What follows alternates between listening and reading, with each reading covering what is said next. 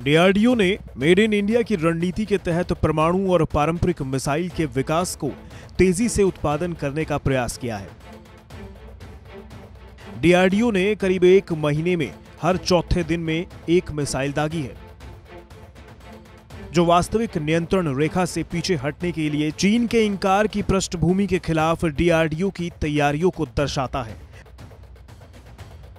मतलब भारत का इशारा साफ है कि चीन अगर पीछे ना हटा तो परिणाम बुरे हो सकते हैं। देश में मिसाइल परीक्षणों की श्रृंखला को आगे ले जाते हुए रक्षा अनुसंधान और विकास संगठन अब 800 किलोमीटर रेंज की निर्भया सब सैनिक क्रूज मिसाइल का परीक्षण करेगा। रिपोर्ट के मुताबिक सेना और नौसेना में शामिल करने की औपचारिक शुरुआत से पहले रॉकेट बूस्टर मिसाइल को अंतिम रूप दिया जा रहा है। पिछले 35 दिनों में भारत के प्रमुख रक्षा अनुसंधान संगठन द्वारा यह 10वीं मिसाइल परीक्षण होगी।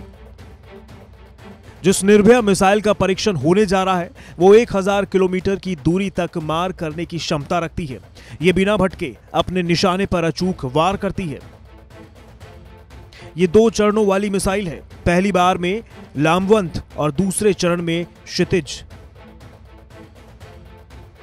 ये पहले पारंपरिक रॉकेट की तरह सीधा आकाश में जाती है और फिर दूसरे चरण में क्षितिज उड़ान भरने के लिए 90 डिग्री का मोड़ लेती है। इस तरह ये अपने लक्ष्य को निशाना बनाती है। निर्भया मिसाइल को डीआरडीओ ने पूरी तरह से खुद ही निर्मित किया है। इस मिसाइल में धीमी गति से आगे बढ़ने, बेहतरीन नियंत्रण और दिशा निर्देश, सटीक परिणाम देने तथा रडारों के बीच निकलने की क्षमता रखती है। यह supersonic cruise missile advance system laboratory द्वारा विकसित की गई है। मिसाइल परीक्षणों की बात करें तो भारत ने अभी हाल ही में ओडिशा के एक परीक्षण केंद्र से भारत में ही विकसित supersonic missile assisted release of torpedo प्रणाली का सफल परीक्षण किया, जो पनडुब्बी विध्वंसक अभियानों के लिए हल्के वजन की टॉर्पीडो प्रणाली है। वहीं भारतीय वायुसेना ने अपने सुखोई 30 MKI लड़ाकू विमान से नई पीढ़ी की एक विकिरण रोधी मिसाइल का सफल परीक्षण किया, जो लंबी दूरी से कई प्रकार के दुश्मनों के रेडारों, एयर डिफेंस प्रणालियों और संचार नेटवर्कों को ध्वस्त कर सकती है। खैर, इतनी जल्दी मिसाइल परीक्षणों के देश में होने से चीन की चिंता थोड़ी बढ़ सकती है।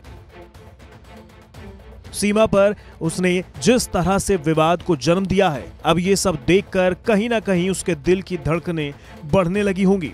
ब्यूरो रिपोर्ट, भारत तक।